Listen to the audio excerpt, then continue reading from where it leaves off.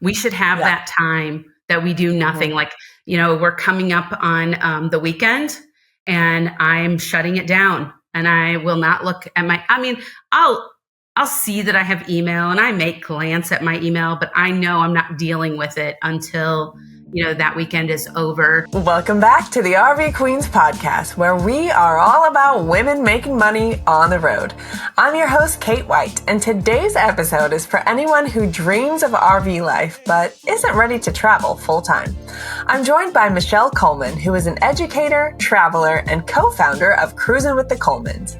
Michelle and her husband are what she calls anytimers, which means they hit the road anytime they can, which for them means weekends, holidays, and summers off.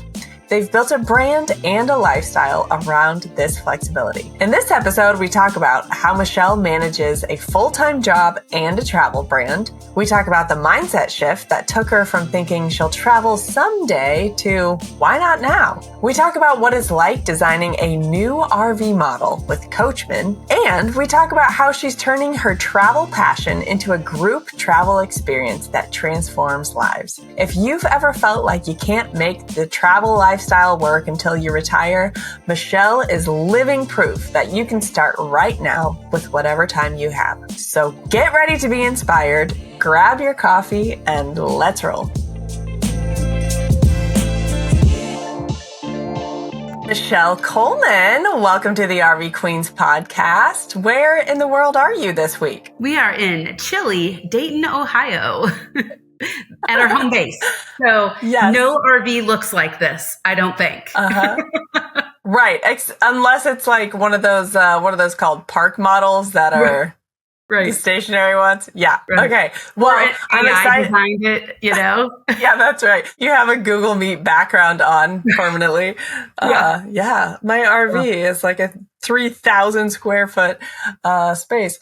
So I'm excited to chat with you today, especially because, well, first of all, you're a really inspiring person, especially for listeners who want to live the RV lifestyle, but they're still working a job that isn't really able to be remote. And then also you're unique among RV queens because you are a self-proclaimed anytimer.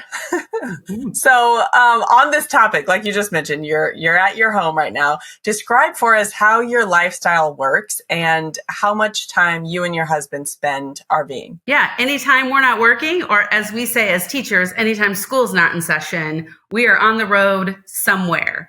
And so I feel like when people say weekend warriors, they're really limiting their focus. And I feel like it's more than just a weekend. Everybody has, there's holidays with every job. So there's a holiday or vacation time or whatever. So anytime school is not in session, we are on the road. Well, we've been traveling for 18 years. And we were backpacking across Spain one year, 2017. And I said, I want to do this more. Like, I really like being outside and being gone as long as we were gone. I said, how can we do this? Because a tent is kind of limiting for some people. I'm a cool weather, warm weather tent camper. The conditions have to be just right. Otherwise, I don't want to do it. And so we both kind of said, well, what about an RV? And so while backpacking, we kind of made our pros and cons list of everything that we would want in an RV. And I literally found exactly what we wanted online. And when we got off the plane, after being gone for 2 months, wearing the same 2 outfits for 2 months, we went to an RV store that will remain nameless. And the person wouldn't give me the time of day because it was the first time we were looking in person. And do you remember the movie Pretty Woman when she goes to buy clothes and says, "Do you work on commission, right?" Big mistake. Like that's how I wanted. That's where I was. I was like, big mistake, man. Big mistake. That's how it started. And it's been 8 years with our rig. And I love it so much because it's just added so much value to our travel experience. You know what is super crazy? Me and my husband just watched Pretty Woman last night. Big mistake. I don't know the last time I talked about that movie. And then, of course, you bring it up in conversation today. We just watched it. Okay, that is bizarre. I just had to say. And it was a classic. One of those moments. One of those little winks. It is a classic. And Yeah. I don't think I had watched it as an adult. I think I saw it like, 20 years ago or something. So still holds up for the record. Yeah. If anyone's looking for a good 90s flick, there you go. Got your movie night. Julia Roberts, you can't go wrong. I just watched Eat, Pray, Love today. Actually. Today, I watched it. Well, and we were talking about, Richard Gere and Pretty Woman. And then, so while we're watching that last night, we were like, well, we need to watch Runaway Bride again, obviously. See if that holds up. Okay. I think we just started a Julia Roberts marathon for ourselves and listeners, hopefully. Well, I mean, I feel like we could have a whole RV Queens night of Julia Roberts, like come in your best Julia Roberts outfit. Yes. Oh my gosh. I love this so much. Okay. So many good ideas going on here. So I always think that, I have a lot going on until I meet someone like you, because you work full time as an educator, which we all know that means you work more than 40 hours a week, right? So does your husband, and you love to travel, and you guys started. So in addition to working full time, traveling as much as you can, you guys started a social media brand and a YouTube travel vlog to document all of your journeys. And you lead group travel experiences around the world. Like, you are freaking awesome. How did you get into specifically like leading the group travel? Tell me about that. Well, I didn't really think about Cruisin with the Colemans in the literal sense when we first started the brand, but my husband did. And he's a sneaky little thing. He's a Scorpio. He has something always going on in the back of his mind that he's thinking about that he could sneak in somewhere. And he's like, well, of course it's been in our brand the whole time.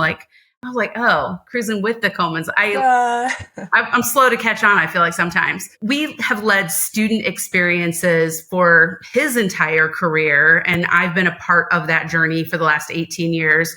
So we've taken students to London and New York and, throughout Ohio. But I didn't want to do that anymore. I do not want to be responsible for minors at all again in my lifetime, except my granddaughter. I'm fine with that. But other than that, no. And so I was kind of thinking maybe after we retire, we might start leading some groups. And an opportunity came up. Some friends of ours said, why aren't you doing it now? And I said the phrase, we're waiting until we retire. She looked at me and said, really? And as the words came out and as she gave me that weird look, I thought, crap, we don't wait until we retire to do anything. What are we doing? And so that conversation happened.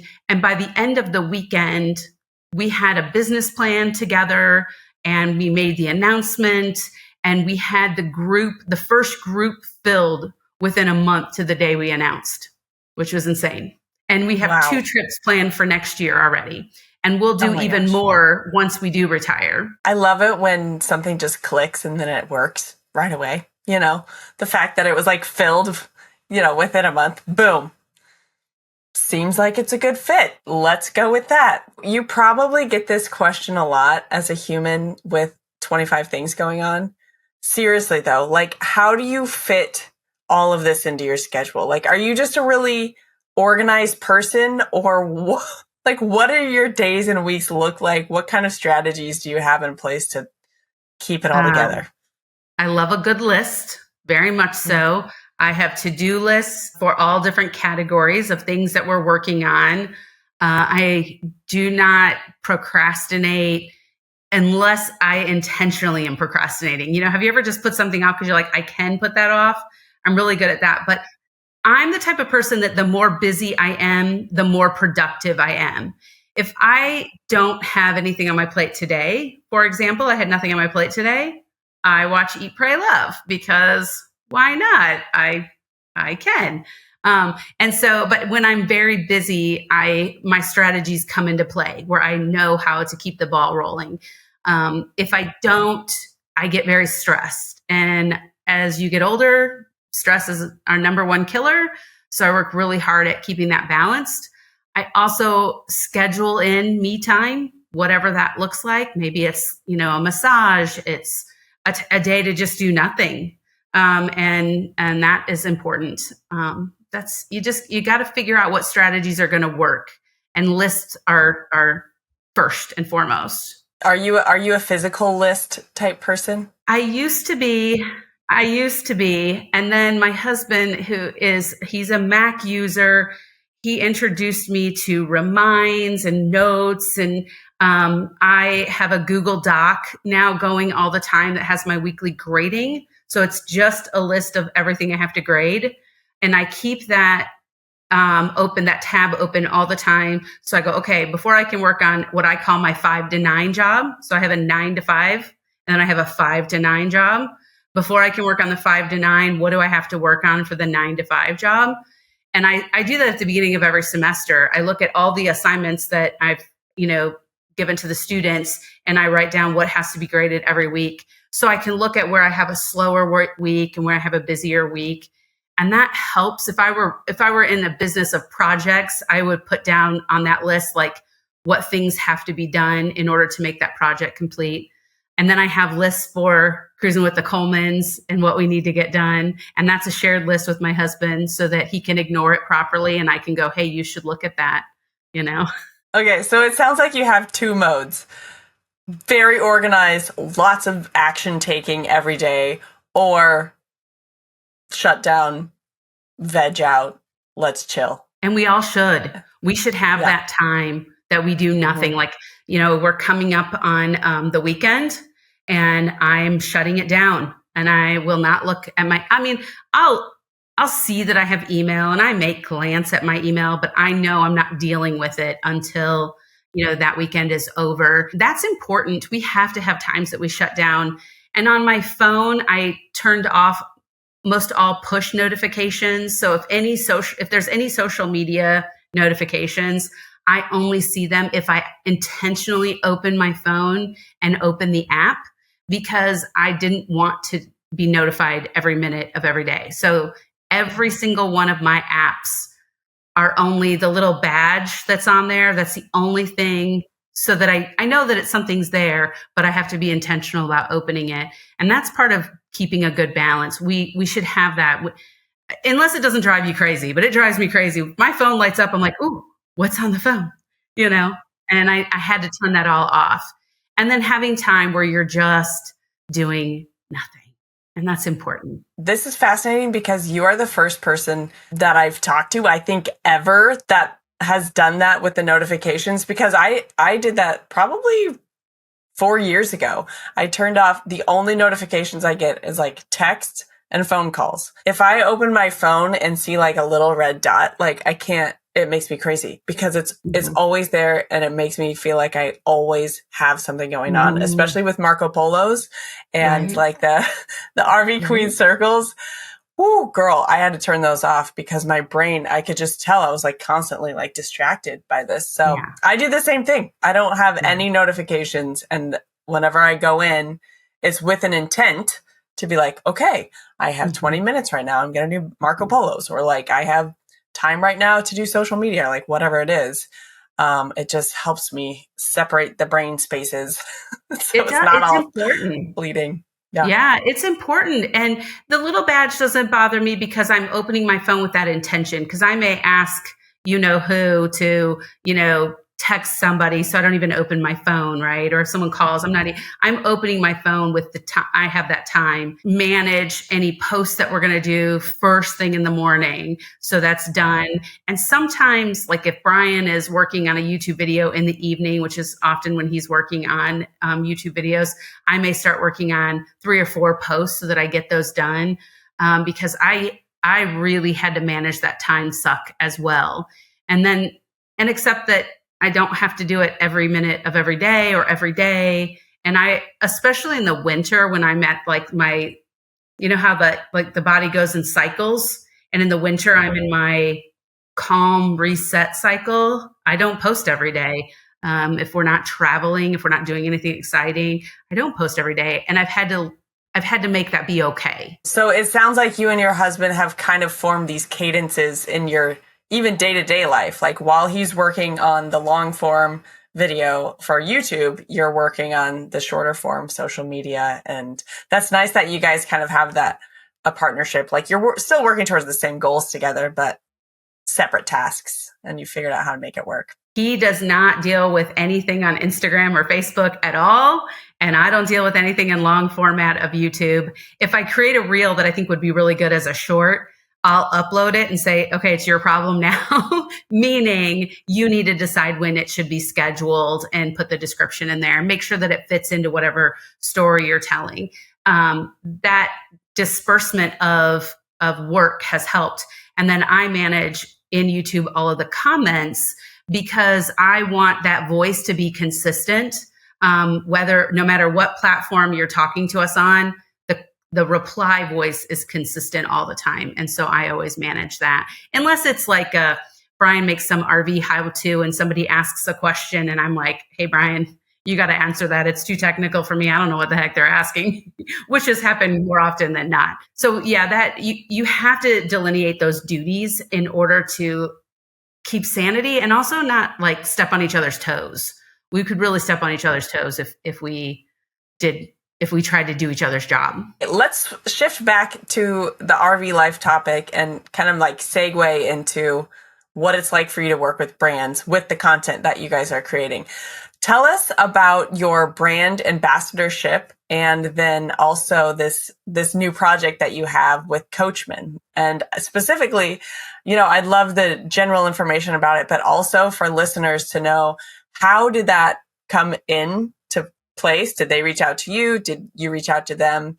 And how can, listeners shape up those deals for themselves? We had gone on the Coachmen website several years to fill out like the brand ambassador form, and nobody was replying. Nobody was saying anything. And I was like, I know we're small, but I mean, you don't have anybody. So like, we're small, but we're mighty. And then I thought, well, maybe because our channel isn't all about RV life, it's about travel. And we, do all this backpacking. So maybe that's why they don't like us. So I thought, well, maybe I can make a good in-person impression. I'm pretty good in person. So I reached out to them and said, we would really like to do a tour of the factory. And we genuinely did. We thought that'd make a great video. And we've seen that other people have made tours. And so we went and I reached out to the general manager for Apex, which is our brand. We got there and we had set it up. And I said, now, just so you know, if anybody would like to come and see our rig, you're welcome to. We have completely redesigned the rig on the inside. And they said, oh, yeah. And I said, okay. So they all came. A lot of the higher ups, the general manager, the product designer, the person in charge of marketing all came over to our rig. And literally, it was one of those moments where it was like, oh, I like you. You like me. Let's be friends. They knew who Cruisin with the Colemans were. Like, they knew who we were. And they were really excited to see everything that we had done. And they were entering into an area of like, we're interested in restarting brand ambassadors, but we want somebody who just is a real RVer. That's really their highlight. They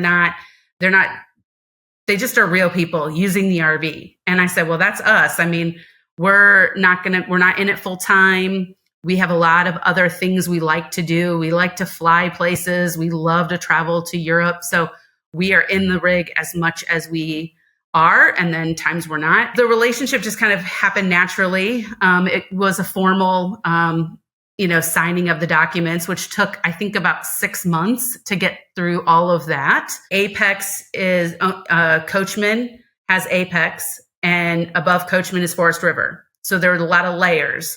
And Forest River had gone through a little phase of not having any brand ambassadors, and they're exploring that again as well. So after that, it was really about, come and take some RV tour videos, which we were like, oh, that sounds fantastic. I mean, everybody loves a good RV tour.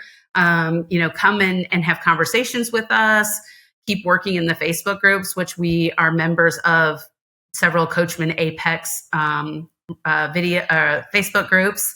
And then they introduced a new line called the Coachmen Remote, which is kind of under Apex as well.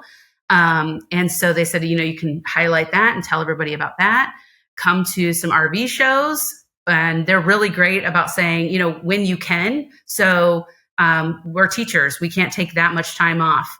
You get a spring break, you get a Christmas break, you get a beautiful summer break, but you get 3 personal days in a year, and that's it. So you got to be really careful about when you travel. But they've been great about that. And then Brian and I were backpacking last year. It was 2023. We were backpacking again through Spain. And I said, Brian, I think I want us to like create a whole new RV concept on a travel trailer base. When we're backpacking, we're walking like 13 miles a day, every day. And so what else do you have to talk about when all of your experiences are shared experiences, except kind of brainstorming new ways to travel, new places to go, and well, a new RV design. So we got back from Europe after being there for 2 months, and Brian had drawn the whole thing out on his iPad because he takes the iPad for creating videos. I went to like a bazaar store and bought graph paper, like lined graph papers. I didn't bring any of this with me, and a compass, and I was like trying to protractor, whatever, math things, and like trying to create this concept. And we pitched it to them, and they liked it, which was another one of those, oh, you like us, we like you moments. And now we've been working on for about just about a year, about 9-10 months on the design. And we're hoping we go see him again in a few weeks. So we'll be revealing more about the process. But we're hoping maybe by December to be in our new rig and be able to unveil it at the RV shows this upcoming season, like at Hershey and Tampa. But they are loving it. They're really, and they're taking it even bigger than what we thought. They had a couple other ideas. And I was like, well, I like that fancy thing in there, and so it's been really fun. Everyone knows that Colorado is one of the most beautiful places to camp in the U.S., right? Okay, if you're heading there this year, you've got to check out the Four Corners area near Mesa Verde and stay at the Cortez RV Resort by Our Journey. You'll enjoy mountain views, a heated pool, and even a 3-acre dog park. What? Click the link in the show notes to book now and start your journey with Our Journey.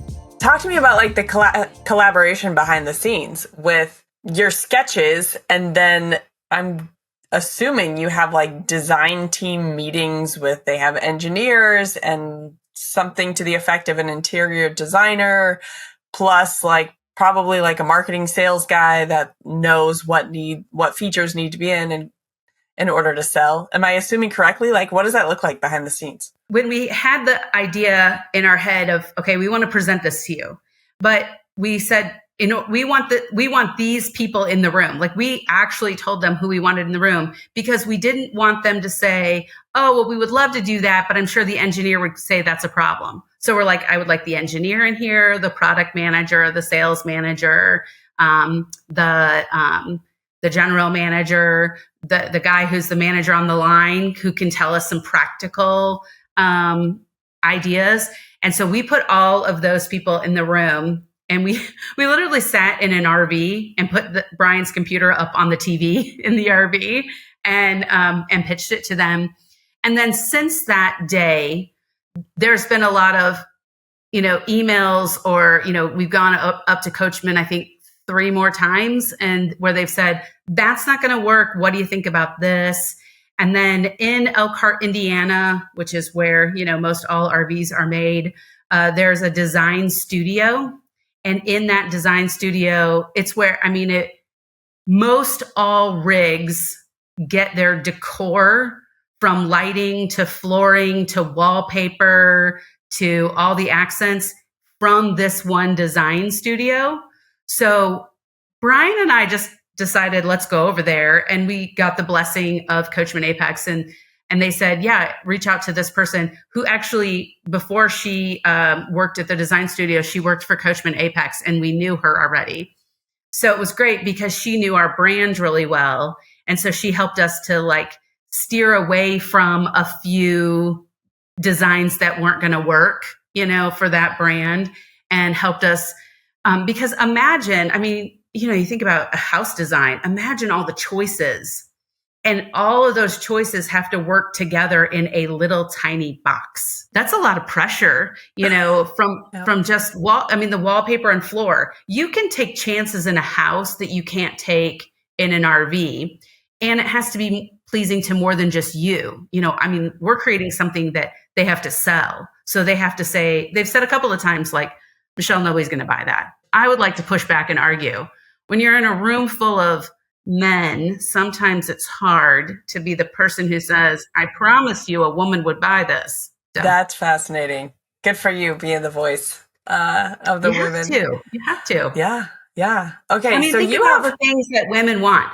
I want a place to shave my legs in the shower. Do you know how many times I had to say that before someone went, really? You shave your legs? And I'm like, yes, in the shower. I do. But you got to have a place to put your foot. I'm a woman of a certain age. I don't bend in small spaces. I'm a certain size and a certain age. I don't bend and snap the way some younger women do. Yeah.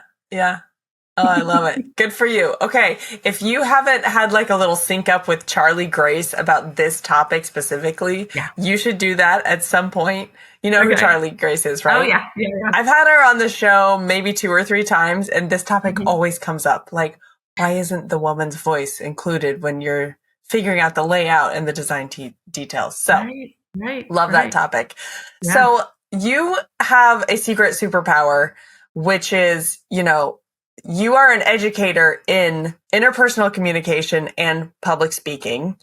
And I am sure that this has been such an asset to you as you're, going through this brand partnership, and also in how you create content and think about, your long form videos. You're already thinking about it with regard to your brand voice and how you respond to comments. Tell me about how you're taking that professional expertise into all of the new brands that you're developing, and even like your group travel too. I'm sure it shows up there. Well, for the public speaking, Brian teaches music. So he teaches people how to use their voice in a different way. So he teaches choir, right? So, and the two of us have presented in front of large audiences forever in our professional careers. And so we knew that we wanted to evolve our brand into giving presentations. It was a matter of figuring out the right place and the right topics. And that's taken us several years to figure out. But we're finally there where we're comfortable with our brand. We're comfortable with what we're doing. And so this year in 2025, we're giving about 40 presentations this year alone. Wow. Yeah. And that's, again, that 5 to 9 weekend job. And that has been wonderful. We give presentations at REI about hiking the Camino.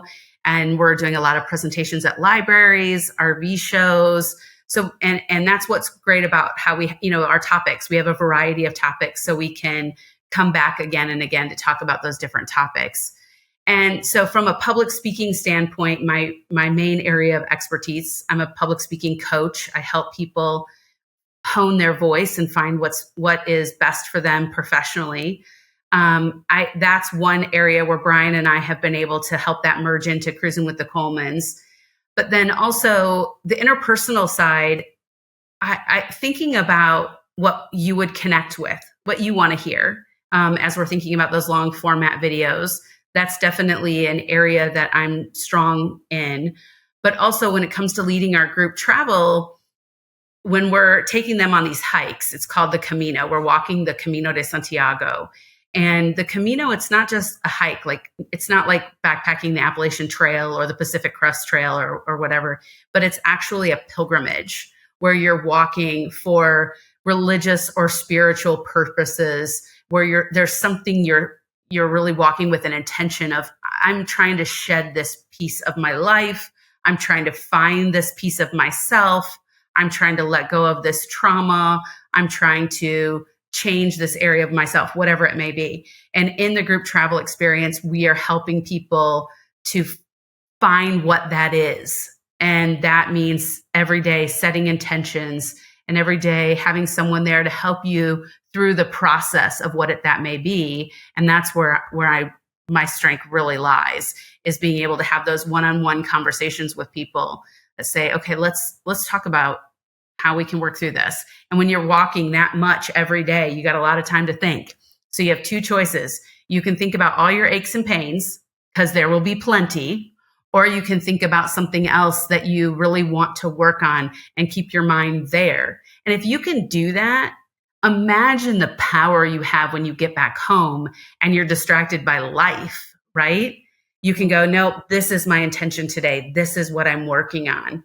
And you can do that when the noise is out there. So the noise can be physical, mental, or emotional. And the Camino really helps people. And being a guide is a way to help someone through that process. That is beautiful. And I bet the people that go with you and these group trips just come back completely changed because of the intentionality that you're building into the experience. That is so meaningful and it's so cool. We just did because we all have a group chat. So on the group chat yesterday, it was, what's one word of something you want to let go of on this trip? And I'm challenging everyone to summarize whatever it is they want to let go of in one word. And it's been powerful to read the vulnerability that it takes, right? Just to say that, but to hear what the word is, it's very meaningful. And we'll use those words as we are having conversations on the trip. So I am excited to see where it goes. You see the spark come back, see the light come back. So I would love to pick your brain about RV Queens specifically. You've been a member of the RV Queen circles. Thank you, by the way. I love being in a group with you just last month. That was super fun. I love Marco Polo groups. This has changed so much about just the me time. I talk about I have time for myself, sure. And, I'll watch a movie, sure. But I don't get to talk to other RV women because I'm not a full timer. So I've always had that imposter syndrome, right? Mm-hmm. Well, I'm not a full timer. Is that okay? And in the circles, the Marco Polo circles and the RV Queen circles, I've always felt very accepted and very loved. And I love the intentionality that you add to the circle of every week having this topic, because it's a springboard, right? So many of the groups we get into so much more than the topic, which is great, but you have to have a place to start. And so you're doing exactly what, I'm doing in a different form from our groups, having that, here's your focus for the week if you choose to accept it. Well, thank you for that. I appreciate that. And I love that you took it in that direction. I was actually going to ask your experience interacting with the RV women. Like we're all, starting, building, growing brands or businesses. And from your perspective as what I'm going to call a master communicator, like what advice and kind of lived experience even do you have to share with us that want to follow in your footsteps about how to create meaningful experience for our brand customers?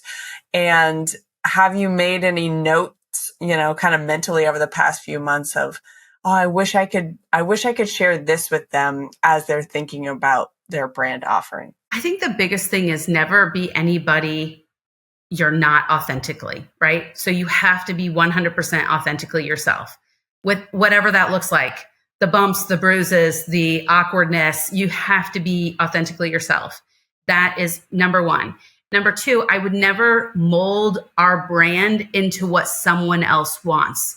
It was my biggest fear with Coachmen is that all of a sudden we feel like we have to RV all the time because, Coachmen wants us to be showcasing our RV all the time. I'm not going to be that person. I'm never going to be the person who molds our travels because a brand says we want this. And then believe in your brand enough to say no. I don't need all the free crap in the world. I don't care that I have a house. I believe in a minimalistic lifestyle. And if it's not adding value to our life, I don't want it. You're more than just free, right? Free stuff is one thing, but I'm creating a campaign that will be something that you will get money out of it, whatever that business is, because of this reel I create or this short format or long format video or post these pictures or feature this brand in my reels. You're going to make money. And so why shouldn't I make money? So it should not be about just free. And I think too many people don't have faith. And I didn't at the beginning either. I got just free stuff. But they need to be able to say, I'm worth more than that. So I'm always about, what's your affiliate link? Like, am I going to get an affiliate link? So if I do sell something, I get a percentage back. That's first and foremost. And then don't ever give them final say over your video, your reel, or anything. That's your content. And you need to be completely honest and authentic with the viewers, so they know, this is my honest opinion about this product.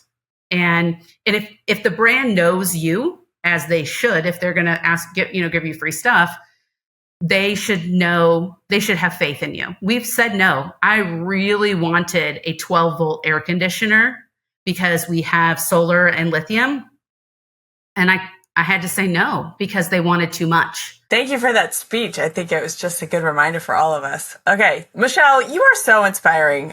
Just thank you again for being on today. So go ahead and share with everyone where they can connect with you online and sign up for your group travel and all the things. And then I will ask you my final questions. So Cruisin, there's no G, Cruisin with the Colemans on Instagram, Facebook, TikTok, occasionally.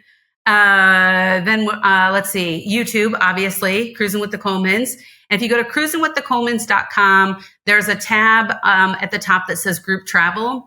And we're actually pre-registering for 2026 already.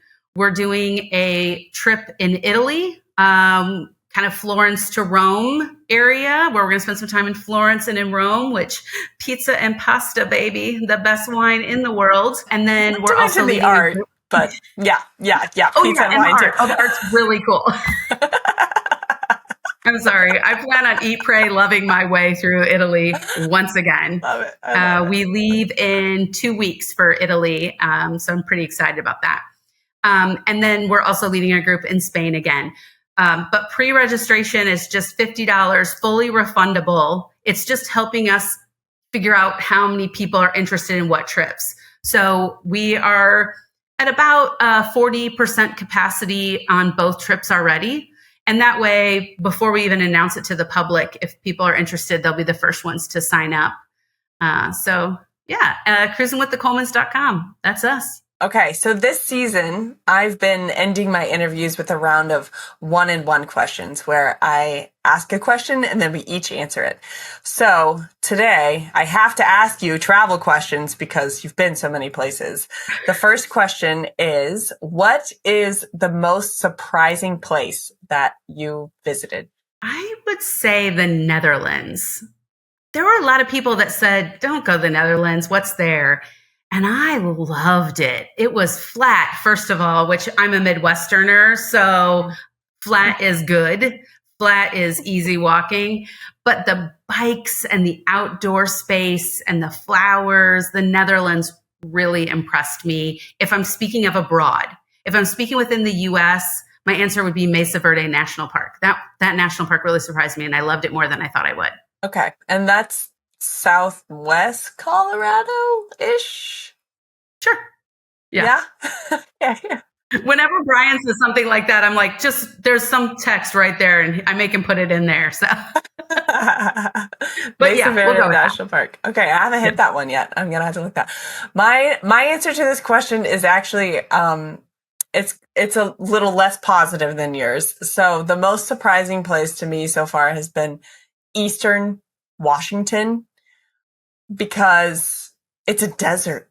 Like, what? When we went to the Pacific Northwest last year, I had the idea of like everything in Washington and Oregon is going to be, luscious and green and like Olympic National Park. I thought that was the entire state, but there's definitely like a hot deserty side to Washington. Didn't know existed, and we booked 3 weeks there in the middle of summer, so it was definitely an eye opener. If in case anyone else is in my shoes and doesn't know anything about it, there's that little tidbit. In the future, before you go, you should try watching some YouTube videos. I should. Research is not necessarily my strong suit, and I'm aware of that. Maybe need to lean into that a little more. Okay, so my last question for you is, what is a place that has captured your heart that you would return to over and over and over? Portugal. Lisbon, Portugal. I would move there tomorrow if I didn't have a granddaughter. A lot of expats go there. So there are a lot of Americans, a lot of English speaking. It's beautiful. It has history. It has culture. It has art. It has character. Mm-hmm. So that would be abroad. In the United States, where would I go? Ooh, I don't know. In the US, I love so many places, and it's seasonal, right? Like we have a great campground that we go to for our winter break, but I wouldn't want to be there during hurricane season. And that's the best part about RV life is you can go anywhere. So my heart is where my granddaughter is because she's 4. Oh, I love that. She likes me. I like her. It's a whole thing. Good. It works out. That worked out, didn't it? Yeah. So my answer to this question is way more lame than your answer. I have been to Europe, but it's been 20 years ago now. Oh my gosh. What the heck? Hey, we have group travel. You should join us. I know, right? My wheels are spinning when you're talking about these trips. So I have several places in the US that like have just captured my heart. But one place, especially for our young family, that's come to be really meaningful is this tiny little town in Indiana. It's called Santa Claus, Indiana. There's not a lot there. Yeah. Have you been to Lake Rudolph? I know it. Yeah. Yeah. I went when I was little. Oh my gosh. It's a sun outdoors campground, huge trees, like amazing campground. And then right next door is, of course, Holiday World, which is an amusement park, which is, so there's always something fun to do over there. But we just love that little town. It's kind of a quirky little town and it's a great camping spot and so beautiful. I love finding those good quirky towns. I mean, I think those are towns with character are really what, like classic America is built on, and there's a reason for it. And I love it when you find a small town that's still, got some juice there. It's like has something going on because, the opposite happens too, and that's sad. Oh man. Okay, Michelle. Well, that is a wrap. Thank you for being on the show today. Thank you for just being full you and bringing all your wisdom to us. I feel like every time I talk with you, I learn something new and just like go a little deeper. So I appreciate it. And I've really enjoyed our conversation. You're welcome. And thank you for having RV Queens. It's been it's made a huge impact in my life this year. It has. And I really appreciate that. I absolutely love the women that I've met. I love the energy that you bring. And meeting those women have given me inspiration to go and meet up with new people, and I'm so excited about that. Women need connection. We need community, and you brought that for us. So thank you. You're welcome. It's absolutely my pleasure. I love it. It's such a good group, such a good people up in here. So thank you, and you're welcome. Alrighty, Michelle. I will see you on the road. Thank you so much for tuning in to today's episode and for being part of the RV Queens community. Remember to hit subscribe on whatever platform you're listening on. And guess what? You can have conversations like I had on this episode with your fellow RV women who are living intentionally and making money on the road. Head to rvqueenspodcast.com/community to join RV Queen Circles today. It's a totally unique online space with a shared prosperity model that's all about community over competition. I'd love to have you be a part. All right, guys, I'll see you next week, or hopefully I will see you on the road. You are freaking awesome.